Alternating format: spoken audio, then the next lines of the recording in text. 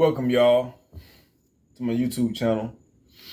And tonight I just want to set a couple of things straight on the myths. And these myths involve everything that you may have heard floating through the airwaves or on the streets as it pertains to how serving federal time is. And I've been getting a lot of questions asking me about how it is in federal prison.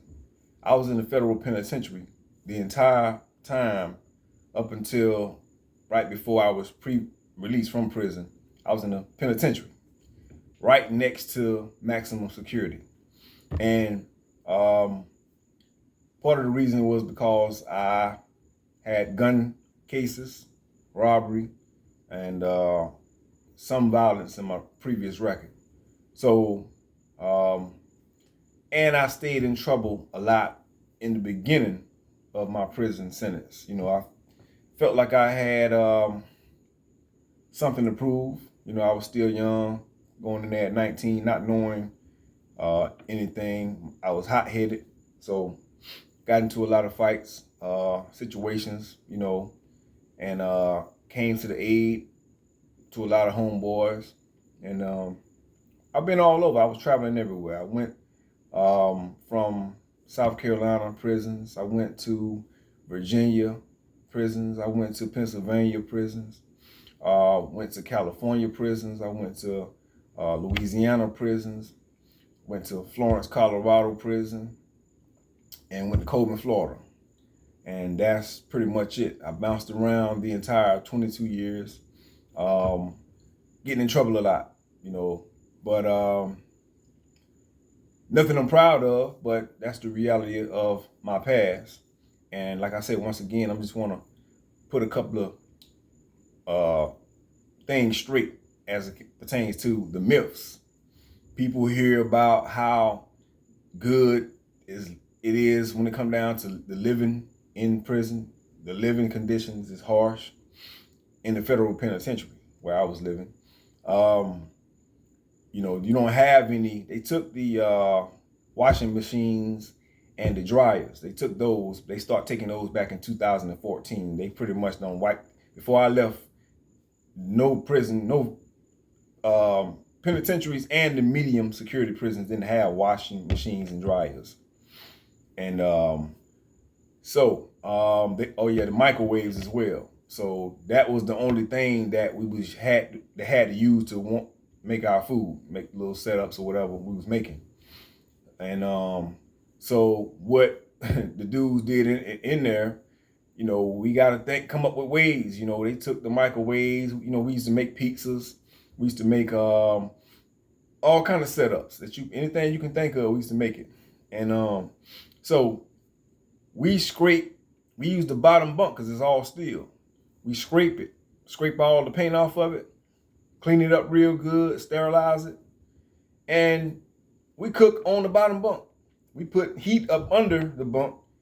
It's like almost like the steel fryers out here at some of these restaurants. When they cook on the steel, that's what we made in there.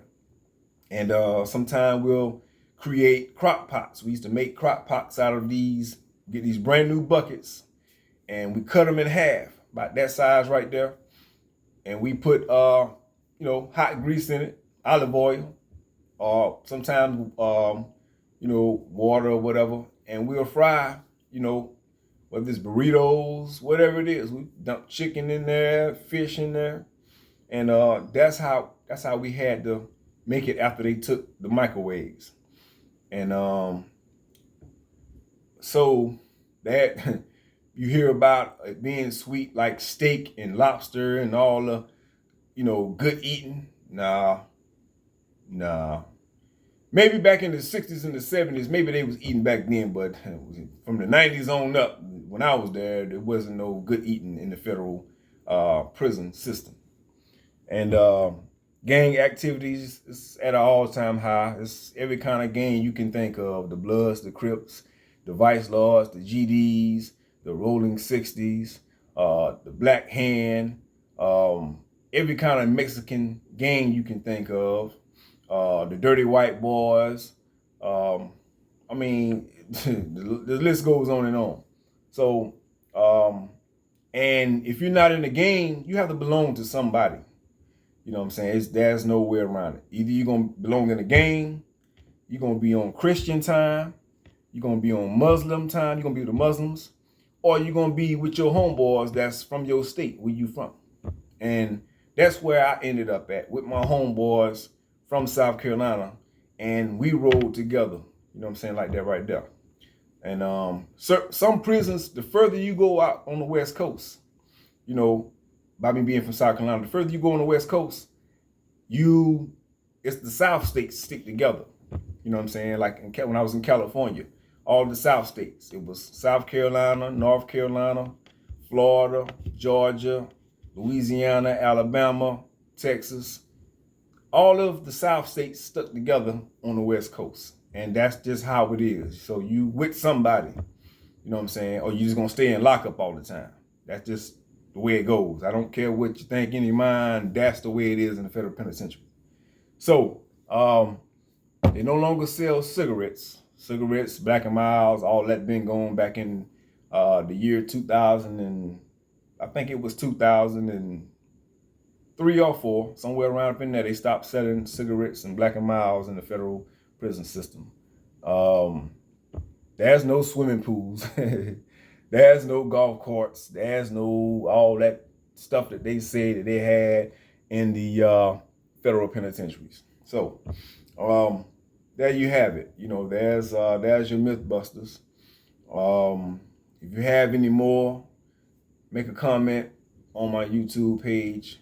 If you haven't subscribed yet, you know, subscribe to the channel and stay connected, stay involved. You know what I'm saying? And you know, for those who haven't, you know, that still feel like they can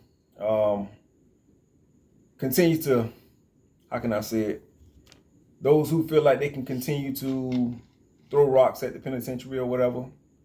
I mean, all I can tell you, because I know I can't talk sense to everybody. I can't change everybody, you know what I'm saying, with mere words. People feel like they got to do what they got to do to survive. And I was once in that state of mind too. So I'm just saying, save your money up. Don't use it on that. Don't use it on no lawyer whenever, if and whenever you do get tangled up, because they just gonna take your money and you're not gonna get no results. It's not like in the state system where you can pay a lawyer and beat a case and, you know, back on the streets and all that. It's a whole nother system. They play hardball, they play dirty, and people gonna rat on you. They gonna, if you connected with anybody, somebody gonna rat on you. You can believe that. That's 100%. That's why they have 98.6 conviction rate in the feds, because people plead guilty because too many people telling on them. They can't beat the government, the federal government, in trial. That's the way it is. And, you know, it's different from the state. It's a whole nother ball game. And I just want to throw that out there as well, because, you know, when you save your money, use your money for things that you're going to need in prison, because as you can see, people out here struggling. They're going through all types of changes, trying to survive, trying to take care of their kids, all these bills and responsibilities, gas and food up through the roof, and so on and so forth. So I'm just saying, you know, sometimes people, they're not going to be in a position to really just continue to carry you while you in there for all them whatever years they give you. So save your money, use it for that purpose. And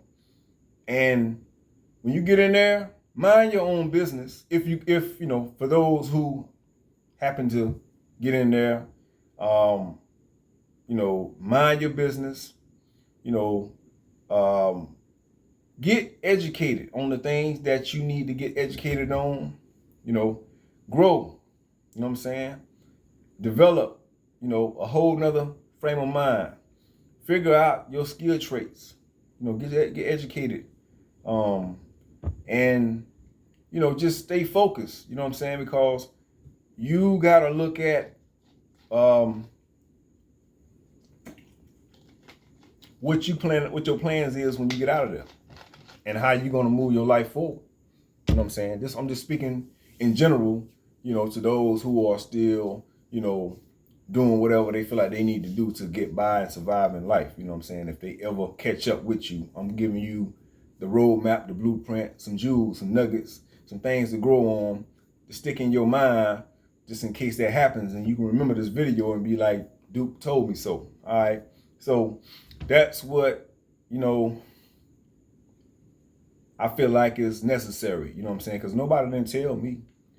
I didn't see nobody, even the guys that came out of the feds, they didn't come and tell, like, I don't remember nobody telling nobody nothing about nothing or how time in the feds was. I just don't remember nobody. Somebody probably did, probably told somebody else. I don't know, but I just don't remember that being the case.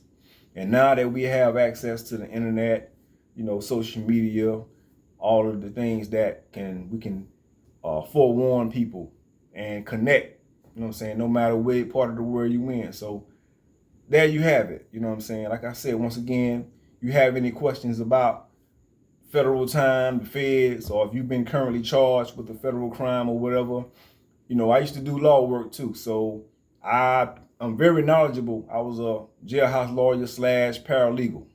So I helped a lot of guys get out of jail too. So you have any questions about anything, you know what I'm saying, dealing with the law, dealing with whatever, I'm here.